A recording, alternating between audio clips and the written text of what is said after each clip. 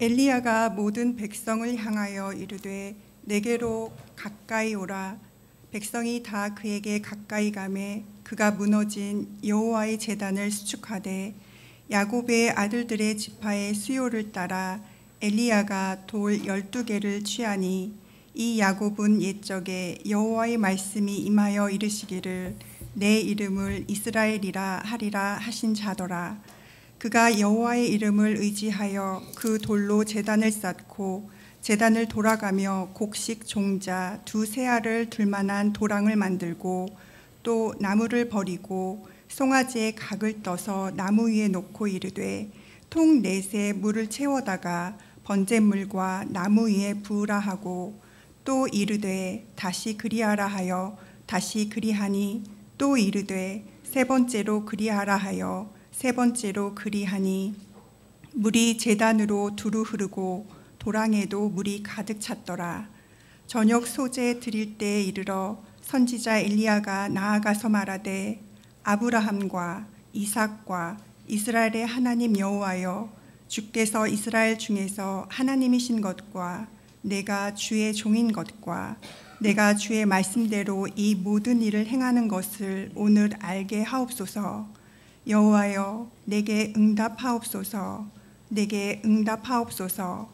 이 백성에게 주 여호와는 하나님이신 것과 주는 그들의 마음을 되돌이키심을 알게 하옵소서 하매 이에 여호와의 불이 내려서 번제물과 나무와 돌과 흙을 태우고 또 도랑의 물을 핥은지라. 모든 백성이 보고 엎드려 말하되 여호와 그는 하나님이시로다. 여호와 그는 하나님이시로다 하니 엘리야가 그들에게 이르되 바알의 선지자를 잡되 그들 중 하나도 도망하지 못하게 하라 하매 곧 잡은지라. 엘리야가 그들을 기손 시내로 내려다가 거기서 죽이니라. 아멘. 너희가 전에는 어둠이더니 이제는 주 안에서 빛이라. 빛의 자녀들처럼 행하라. 빛의 열매는 모든 착함과 의로움과 진실함에 있느니라. 주를 기쁘시게 할 것이 무엇인가 시험하여 보라. 너희는 열매 없는 어둠의 일에 참여하지 말고 도리어 책망하라. 그들이 은밀히 행하는 것들은 말하기도 부끄러운 것들이라. 그러나 책망을 받는 모든 것은 빛으로 말미암아 드러나나니 드러나는 것마다 빛이니라. 그러므로 이르시기를 잠자는 자여 깨어서 죽은 자들 가운데서 일어나라. 그리스도께서 너에게 비추이시리라 하셨느니라. 그런즉 너희가 어떻게 행할지를 자세히 주의하여 지혜 없는 자같이 하지 말고 오직 지혜 있는 자같이 하여 세월을 아끼라. 때가 악하니라. 그러므로 어리석은 자가 되지 말고 오직 주의 뜻이 무엇인가 이해하라. 술 취하지 말라. 이는 방탕한 것이니 오직 성령의 충만함을 받으라. 시와 찬송과 신령한 노래들로 서로 화답하며 너희 마음으로 주께 노래하며 찬송하며 범사에 우리 주 예수 그리스도의 이름으로 항상 아버지 하나님께 감사하며 그리스도를 경외함으로 피차 복종하라. 아멘. 하나님께서 우리에게 주신 말씀입니다. 네, 오늘은 열왕기상 18장의 말씀과 에베소서 5장의 말씀을 통해서 오직 성령 충만으로 라는 제목으로 말씀의 은혜를 나누고자 합니다. 여러분, 그리스도인의 삶은 영적인 삶이지요. 육체적인 삶도 있고 또 우리의 감정적인 삶의 모습도 있습니다. 그러나 성도의 삶은 영적인 삶입니다. 자, 그러다 보니까 믿음이 없는 사람들 또 영적인 세계를 모르는 사람들의 입장에서 보면 그리스도인들의 삶이 참 생소하거나 이해되지 않을 때가 많이 있을 거예요. 잘 받아들여지지 않는 그런 모습들이 있다는 거죠. 뭘 그렇게 교회를 열심히 가는지, 뭐가 좋아서 저렇게들 열심히 하는지, 우리가 찬송하는 거, 기도하는 거, 전혀 접해보지 않은 사람들이 우리의 모습을 보면 이해하지 못할 것들이 한두 가지가 아닐 거예요. 그런 가운데 아마 가장 이해하지 못하는 것은 교회 다니는 사람들, 믿음 있는 사람들이 늘 입에 달고 사는 말이죠. 성령 충만한 삶. 도대체 성령 충만한 삶이 뭐라는 걸까? 성령님의 인도하심을 받는다라고 하는데 도대체 어떻게 인도를 해 주신다는 거야? 성령님이 내 안에 계셔서 성령님 때문에 내가 기뻐할 수 있고 고난이나 어려움도 이길 수 있는 힘도 주셔. 도대체 뭘 어떻게 기쁘게 해 주시고 도와주신다는 거야. 도무지 이해할 수가 없는 거예요. 자, 그렇다고 여러분들이 그걸 잘 설명하실 수 있겠어요? 그런 광고 있잖아요. 참 좋은데 이걸 어떻게 설명해야 되나? 뭐 그런 무슨 영양제 광고인가요? 뭐 그런 게 있었는데 우리도 마찬가지예요.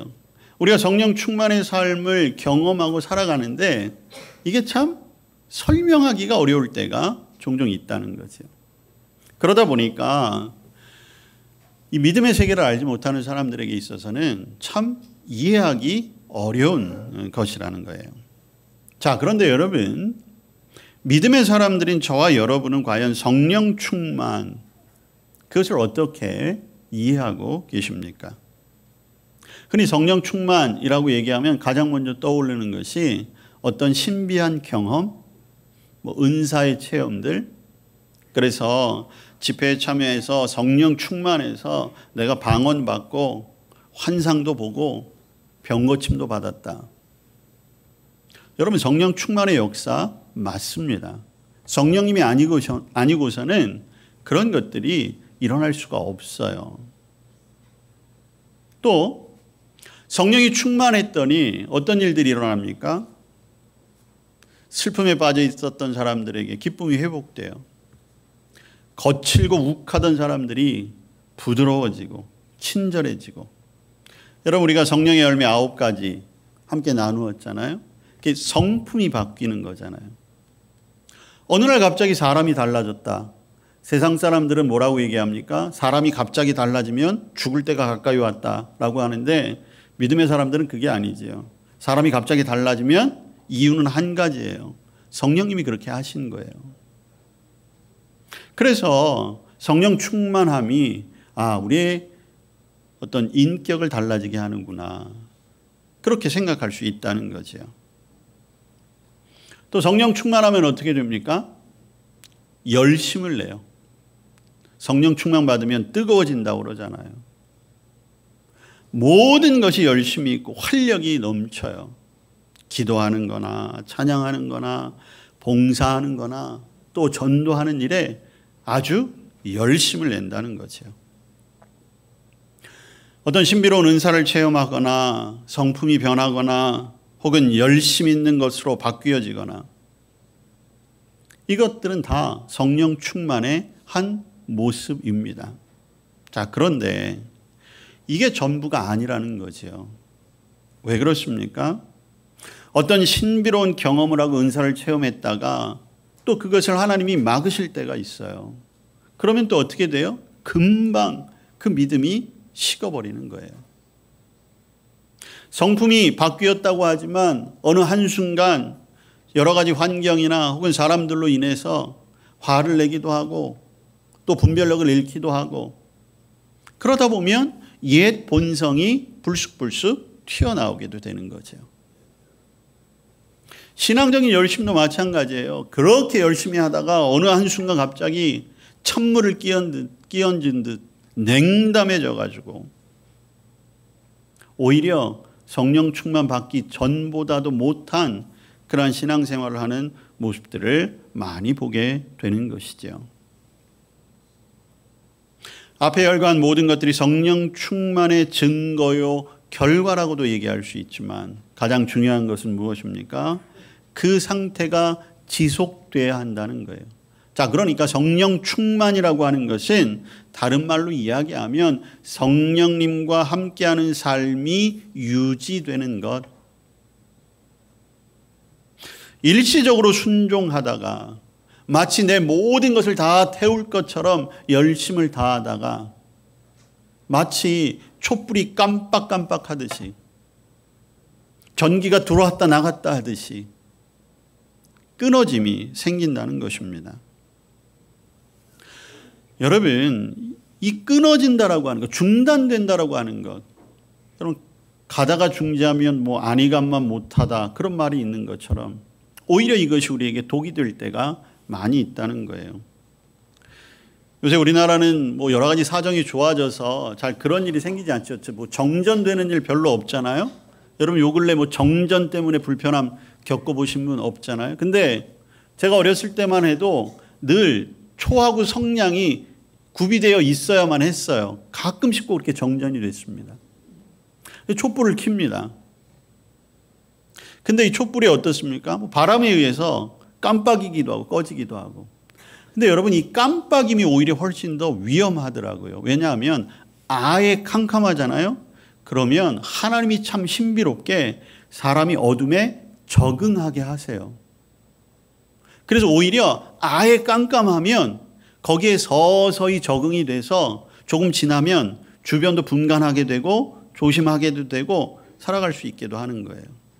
근데 여러분 이 깜빡이면 이게 문제인 거예요. 깜빡이면 보였다 안 보였다 나타났다 사라졌다 하니까 더 헷갈리게 되는 거죠. 더 위험하더라고요.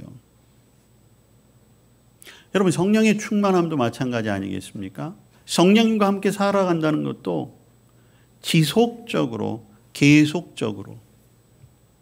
그런데 여러분 여기에 우리가 잊지 말아야 할 가장 중요한 것이 있는데 여러분 성령 충만함이라는 것은 결국 내 마음대로 사는 것이 아니라는 것입니다. 제가 올해 성령 강림절을 맞이하면서 오늘로 18번째 성령에 관한 설교를 하고 있는 거예요. 첫 주일부터. 가장 중요한 핵심이 바로 이것입니다. 성령 충만은 내 주장이 아니라 성령님의 지배 아래 살아가는 것. 그러기 위해서 저와 여러분은 어떻게 해야 하는 겁니까? 내 속에 있는 교만함, 혈기, 과거의 습성들을 자꾸만 죽이고 그리고 물러나게 하는 그러한 뼈를 깎는 노력이 있어야 한다는 거예요. 나를 성령님께 굴복시키기 위한 그런 의지와 결단, 행동이 필요하다는 것입니다. 그렇게 하면 할수록 성령께서 더 우리의 인격을 지배하셔서 능력 있는 믿음 생활을 할 수 있도록 해주시는 거죠.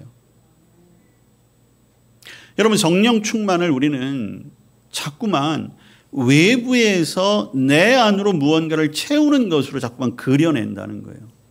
그러다 보니까 어떻게 돼요? 성령님이 자꾸만 내 밖에 계세요. 깜빡이는 거랑 똑같은 거예요. 여러분 성령의 충만함은 밖에서 항아리에 물을 채우듯이 내가 필요할 때 가져다가 쓰는 게 아니라는 거죠. 성령님의 충만함은 내 안에서 밀려 올라오는 거예요. 그러기 위해서는 성령님이 내 안에 자리를 하고 계셔야 되는데 저와 여러분이 그 자리를 마련함에 있어 내 혈기, 내 고집, 무엇보다도 성령의 충만함을 가로막는 유혹과 죄를 이기는 생활을 해야 한다는 것입니다. 여러분 그렇게 돼야 우리가 진정으로 예수님을 그리스도이십니다 고백할 수 있게 되는 거예요. 믿음은 내가 믿는 게 아니잖아요. 믿어지게 되는 것이거든요. 내 안에 계신 성령님께서 예수님을 믿어지게 하시는 거예요. 그래야 진짜 내 삶이 달라지는 것입니다. 내 할 일 다 하고 내 마음대로 다 하고 주일날 예배 한번 드리는 것으로 나는 주님을 내 안에 모셨습니다. 나는 성령님과 더불어 살아갑니다. 이야기하는 것 물론 여러분들이 이 한 시간 최선을 다하여 예배하는 것이 중요하지요. 그러나 이것으로 만족해서는 안 된다는 거예요.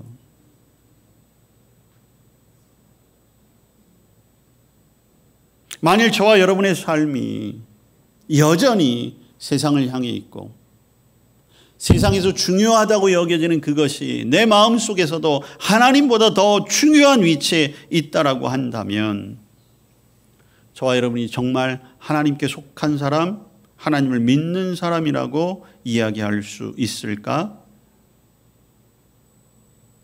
주님은 우리의 죄 때문에 이 땅에 오셔서 십자가에 달려주시고 저와 여러분을 그 죄에서부터 해방시켜 주셨는데 여전히 저와 여러분은 죄의 굴레 속으로 나 스스로 들어가고 있는 것은 아닌가. 저와 여러분은 하나님이 싫어하는 것을 싫어할 줄 알아야 합니다. 성경은 우리가 두 신을 섬길 수 없다라고 이야기해요. 이 말은 두 신의 존재를 인정하는 것이 아닙니다. 오직 하나님만을 섬겨야 한다는 거예요. 여러분, 오늘 우리가 읽은 에베소 5장의 말씀을 보세요. 우리가 누구인가를 분명하게 아주 정확하고 그러나 핵심적인 내용을 이야기해 주고 있어요. 8절입니다. 너희가 전에는 어둠이더니. 맞지요. 저와 여러분이 예수님 이전에는 죄인이었고 어둠이었고 죽음이었어요. 그런데 뭐라고 얘기합니까? 이제는, 지금은 예수 그리스도를 통해서 저와 여러분이 빛이라는 거예요. 여러분, 내가 누구인가를 아는 것, 그리고 내가 누구인가라고 하는 정체성이 분명해야 우리의 삶이 달라집니다. 그래서 이제는 저와 여러분이 빛의 자녀들처럼 살아야 한다는 거예요. 오늘 에베소서에는 9절에 그 열매로 착함, 의로움, 진실함. 여러분, 이것은 비단 성경적인 기준이 아니라 세상적인 것에도 이런 것들을 이야기하잖아요. 그런데 그 다음에 또 뭐라고 말합니까? 더 중요한 것은 10절의 말씀처럼 주를 기쁘시게 할 것이 무엇인가? 여러분들의 삶, 여러분들이 말하는 것, 내가 행동하는 것이 정말 주님을 기쁘시게 하는가? 그 의식이 있어야 한다는 거예요. 여러분, 그 의식이 자꾸만 우리는 깜빡여요. 어쩔 때는 내가 그 스위치를 꺼버릴 때가 있다는 거죠. 그러면서 11절에 뭐라고 얘기합니까? 열매 없는 어둠의 일에 참여하지 말고 도리어 책망하라. 빛의 자녀인데 아직까지도 어둠 속에 있었던 그 일들을 보고 있는 거예요. 근데 여러분, 열매가 없다는 겁니다. 죽었다는 거예요. 죽은 거예요. 책망하라는 건 어떤 의미입니까? 경계하는 겁니다. 멀리하는 거예요. 여러분, 대적할 힘이 없으십니까? 대적할 힘이 없으면 맞서지 않으면 돼요. 도망가는 게 최고의 방법일 수 있습니다. 사탄의 유혹과 죄의 유혹이 여러분들이 감히 감당할 수 없을 만큼 느껴지십니까? 그러면 도망가시면 돼요. 피하시라는 얘기예요. 가지 않으면 되는 거예요. 괜히 한번 내가 맞서볼까? 안 된다는 거예요. 우리가 죄 짓는 경우가 대부분 그럴 경우가 많아요. 저나 여러분이나 마찬가지일 거예요. 아, 이 정도쯤이야. 여러분, 저와 여러분이 어느 순간 죄를 조금 우습게 여기는 경향이 있어요. 이 정도쯤은 좀 괜찮지 않을까? 근데 결국엔 어둠이 우리를 삼킵니다. 우리 자신을 죄의 먹이로 내어놓게 되는 거예요. 한번 발을 디디면 걷잡을 수가 없는 거죠. 깨달았을 때 늦어요. 헤어나올 수가 없습니다. 그러면 계속 그 자리에 머물러 있는 거예요. 이 시간 다시 한번 저와 여러분이 나는 빛의 자녀다. 그 각성이 일어나시기를 바랍니다. 영적 각성, 그런 얘기 하잖아요. 우리는 하나님께 속해 있어요. 우리의 몸은 하나님의 성전이에요. 그렇기 때문에 악한 일들에 기울어지면 안 된다는 겁니다. 여러분, 여기 주목할 것이 있는데 11절에 보시면 열매 없는 어둠의 일에 참여하지 말라고 했잖아요. 왜 그런 줄 아십니까? 어둠의 열매는 하나님의 빛에 반드시 드러나기 때문이에요. 사람은 속일 수 있겠지요. 하나님 앞에서 우리의 죄악을 감출 수 있을까요? 안 됩니다. 혼자만의 은밀한 죄 숨길 수 없어요. 나만 알고 있는 죄라고 생각하는데 돌이켜보면 어떤 줄 아십니까? 다 알고 있다는 걸 나만 모르고 있는 거예요. 우리의 죄가 그래요. 하나님이 알고 계세요. 그 꿈꾸는 듯한 죄에 취해 있는 꿈에서, 그 잠에서 깨어나야 하는 것입니다. 그리스도의 빛으로 일어나야만 하는 거예요. 지금 내가 얼마나 내 삶 속에 어둠을 불러들이고 있는가 돌이켜볼 줄 알아야 합니다. 내가 어떻게 살고 있는가? 내 시간을 어떻게 쓰고 있는가? 내가 지금 어디에 힘을 모으고 있는가? 헛된 일에 시간을 허비하고 있는 것은 아닐까? 내 마음이 지금 불순한 생각으로 가득 차 있는 것은 아닐까? 그리고 그것을 깨달았다면 우리는 즉시 회개해야 합니다. 성령 충만의 출발이 회개와 회심에 있어요. 육신적으로 살려고 했던 것 내려놓아야 되죠. 그래야 살 수 있습니다. 하나님의 뜻을 따르지 않거나 내 의지로 버텨보려고 하는 그 허황된 자만심 내려놓아야 합니다. 매일의 삶 속에 주님을 의지하며 살아가시기를 바랍니다. 여러분, 우리가 사는 시대, 이 시대를 분별하는 것이 중요하지요. 세상은 무조건 악하다? 그렇지 않아요. 세상은 악한 세상이 아닙니다. 그런데 오늘 에베소서 말씀해 보시면 세월을 아끼라 때가 악하니라 말하고 있어요. 세상이 악한 게 아니에요. 사람이 악한 게 아니에요. 물론 인간은 본성이 죄인이기 때문에 악의 쓴뿌리들이 거기에 있지만 세상을 선악이라고 하는 어떤 이분법적인 구조로 보아서는 그는 큰 실수를 할 수가 있어요. 그러나 분명한 것은 때가 악한 시대라는 것은 무엇입니까? 여전히 악의 영향력이 있다는 거예요. 지금 우리가 사는 시대가 그래요. 우리가 사는 땅이 그래요. 우리의 가정과 교회와 이 나라 민족에도 악의 세력들이 분명히 있어요. 그 영향력 아래 있다는 것을 우리가 부인해서는 안 돼요. 그리고 또 한 가지 우리가 아는 것은 무엇입니까? 그 악의 세력이 점점 커지고 있다는 것도 알아요. 그리고 그게 점점 더 견고한 진으로 우리에게 다가오고 있다는 것도 알아요. 나를 봐도 알아요. 내 안에 있는 악을 보아도 세상과 별로 다르지 않기 때문에. 이때 어떻게 해야 하는가? 오늘 우리 구약의 말씀 열왕기상 18장 말씀 읽었잖아요. 열왕기상 18장은 구약의 많은 이야기 중에 가장 통쾌한 장면 중에 하나예요. 이스라엘의 아합 왕이라고 하는 왕이 있었습니다. 대표적인 악한 왕이에요. 왜냐하면 아합은 당시에 이세벨이라고 하는 이방 여인과 결혼을 했습니다.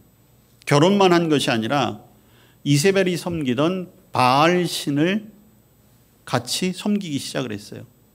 여러분, 그러다가 어떻게 했는 줄 아십니까?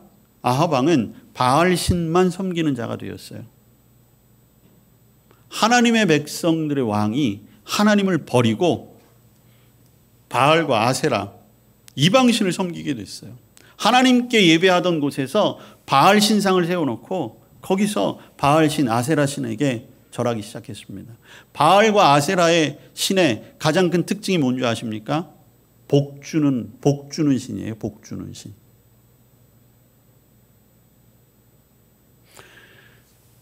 그러던 가운데 3년 동안 엄청난 가뭄이 그 땅에 들게 되죠. 하나님이 그걸 그냥 내버려 두시겠어요? 그때 엘리야가 등장하는 거예요. 엘리야가 아합을 찾아갑니다. 제안을 하지요. 진짜 하나님이 누구인가 판결해 봅시다. 여호와 하나님이 참신이냐 아니면 바알이 참신인지 우리 한번 대결합시다. 그래서 갈멜산에 모인 거예요. 제단을 쌓았습니다. 1대 850의 전쟁이 시작된 거예요. 여러분, 이 전쟁은 어리석은 전쟁이죠. 보기에 뻔해요. 피해야 할 싸움일 수 있어요. 그런데 엘리야는 오히려 불리한 싸움을 걸게 됩니다. 왜 그런 줄 아십니까? 엘리야는 사람이 보이지 않았어요. 하나님만 보였기 때문입니다. 눈에 보이는 세력이 어떤지는 문제가 되지 않았어요.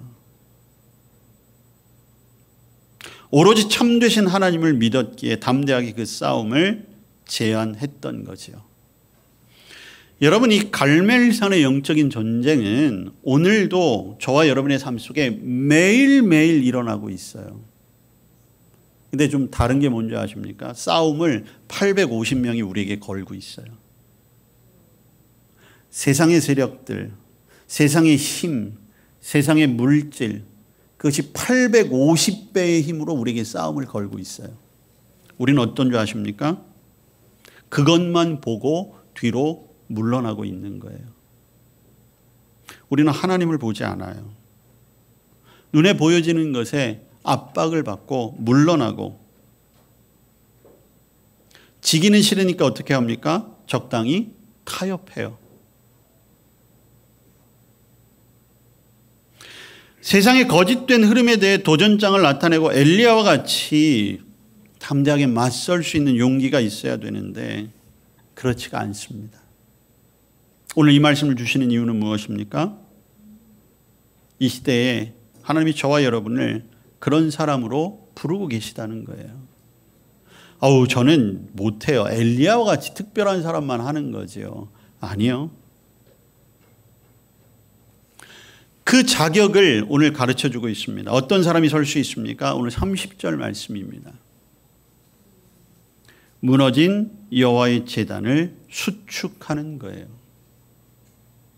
여러분, 여호와의 제단이 무너졌다고 되어 있잖아요. 이건 강제로 무너뜨린 게 아니에요. 20년 동안 하나님 앞에 제사를, 예배를 드리지 않았더니 자연이 무너져 내린 거예요. 우리의 믿음은 그래요. 우리가 하나님 앞에 나오지 않으면 우리의 믿음은 무너지기 쉽습니다. 우리의 예배, 우리의 기도, 우리의 헌신 다시 돌아보고 다시 세우면 됩니다. 어떻게 세우면 됩니까? 32절. 엘리야는 여호와의 이름을 의지하여 돌로 제단을 쌓았습니다. 다시 하나님의 이름을 부르시면 됩니다. 그 이름에 의지하여 기도의 제단, 예배의 제단, 헌신의 제단을 쌓으시면 됩니다. 그리고 어떻게 하시면 됩니까? 이제까지 보여졌던 것에 움츠렸다면 그것에서 눈을 돌려 하나님을 바라보시면 돼요. 오늘 36절과 37절이 엘리야의 기도입니다. 다른 것 기도하지 않아요. 오직 여호와 하나님이신 것. 오늘 저와 여러분에게 있어 가장 중요한 것이 바로 이것입니다. 하나님이 여호와, 나의 하나님, 나를 다스리는 분, 나를 구원하실 분, 나의 주님. 그랬을 때에 어떤 일이 일어났습니까? 여호와의 불이 내려졌다는 거예요. 여러분, 이 엘리야의 제단에 내려졌던 불이 바로 성령의 강력한 임재를 말하는 것 아니겠어요? 오늘 저와 여러분에게 그 불이 임하게 될 줄로 믿습니다. 그 불이 있어야 우리는 사는 거예요. 그런데 여기에서 중요한 것이 있습니다. 40절 말씀이에요. 엘리야가 그들에게 이르되 바알의 선지자를 잡되 그들 중 하나도 도망하지 못하게 하라. 그리고 엘리야가 그들을 기손 시내로 내려다가 거기서 죽이니라. 850명을 싸그리 죽였어요. 왜 그렇습니까? 죄는 아예 끊어야 된다는 것입니다. 남겨두면 안 된다는 거예요. 성령의 불이 임한 그 자리에서 그것만으로 만족해서는 안 된다는 거예요. 여지를 남겨두면 안 돼요. 죄의 여지는 굉장히 무섭습니다. 남아있는 그 죄의 여지가 언제 우리의 성령의 불을 꺼트릴지 몰라요. 은혜 받은 그 순간 그것에 만족하는 것이 아니라 이때에 내가 이 성령의 불을 의지하여 끊어낼 것이 무엇인가를 분명히 분별하고 오늘 엘리야와 같이 그들을 기손 시내까지도 내려다가 거기서 다 없애야 하는 거예요. 그게 안 되면 우리는 다시 원점으로 돌아올 수밖에 없는 것입니다. 우리 각자 하나님을 향한 제단, 예배 또한 우리의 희생 회복될 줄로 믿습니다. 하늘의 불을 경험하십시오. 오늘 에베소서 말씀으로 다시 돌아갑니다. 오늘 5장 18절 말씀해 보세요. 술 취하지 말라 이는 방탕한 것이니 오직 성령으로 충만함을 받으라. 술 취함이라고 하는 것은 그냥 대표적인 은유적인 표현이죠. 세상에 취하지 말라는 거예요. 실제적으로도 술 취하지 말라는 것과도 같은 의미죠. 또 이렇게 비유한 것은 성령의 충만함이라는 것을 사람들에게 알려야 될 텐데 쉽게 비유할 수 있는 것이 술 취함과 비슷하기 때문에 이렇게 표현한 것이기도 해요. 오직 성령으로 충만함을 받으라. 오직 성령님의 이끄심과 지배 아래에 들어가야 한다는 거예요. 자, 그렇게 될 때에 여러분 19절 이하에서는 보시면 시와 찬송하 신령한 노래로 찬송하라. 20절 말씀에 보면 감사하라. 21절에 보면 복종하라. 이렇게 말하고 있거든요. 근데 여러분 성령이 충만해지잖아요. 그러면 하지 말래도 시와 찬송과 신령한 노래로 하나님을 찬송하게 돼요. 성령이 충만하잖아요. 불평하고 원망 좀 하세요 라고 얘기해도 감사밖에는 없어요. 성령이 충만하면 좀 사람들 좀 미워하기도 하고 사람들을 좀 이용하기도 하고 해봐. 아니요. 그렇게 안 돼요. 미운 사람이 없어요. 사랑할 수밖에 없다는 거예요. 근데 성령 충만하기 위해서는 오늘 에베소의 말씀처럼 우리의 마음으로 힘을 다해 하나님을 노래하고 찬송하는 게 필요해요. 성령 충만하기 위해서는 우리의 부정적이고 비통한 생각으로 우리의 삶을 채워지지 않도록 감사의 조건을 찾아내는 게 필요해요. 성령님의 삶의 지배 아래 때로는 미운 사람도 있고 때로는 어려운 사람도 있고 때로는 괜히 보기만 해도 화가 나는 사람이 있지만 그 사람을 향해 용서하고 먼저 다가가고 섬기도록 해야 합니다. 그러할 때에 성령께서 더 큰 은혜를 주시고 성령의 충만함을 경험할 수 있는 길을 더 열어주실 줄로 믿습니다. 하나님의 성령의 임재를 사모하십시오. 우리의 심령 가운데 여러분의 가정 가운데 우리 교회 가운데 오직 성령의 충만함으로 말미암아 하나님을 하나님 되게 알고 저와 여러분 가운데 언제나 하나님을 찬양이 그치지 않고 감사하고 서로를 사랑으로 섬길 수 있는 일들이 일어나게 될 줄로 믿습니다. 엘리야와 같이 850명의 세상의 도전 앞에서도 꿋꿋하게 담대하게 설 수 있는 힘도 성령의 충만함에서 나오는 것입니다. 하나님은 우리에게 성령 부어주심에 있어 인색하신 분이 아니십니다. 우리 안에서 넘치도록 끊임없이 샘솟도록 해 주실 것입니다. 단 저와 여러분의 죄가 그 걸림돌이 되지 않도록 날마다 경계하시고 돌아보시고 주님의 나라의 기준에 따라 살아가실 수 있고 언제든지 회개의 자리에서 주님의 은총을 사모하며 성령의 충만함의 축복을 누리는 저와 여러분 될 수 있기를 기원합니다. 오직 성령의 충만함으로 살기를 원합니다. 이 세상 가운데 성령의 충만함이 우리의 생명이요 우리의 힘이 됨을 믿습니다. 주님을 찬양하게 하시고 감사하게 하시고 주님의 말씀 앞에 온전히 순종함으로 그 복을 누리게 하여 주옵소서. 예수님 이름으로 기도합니다. 아멘.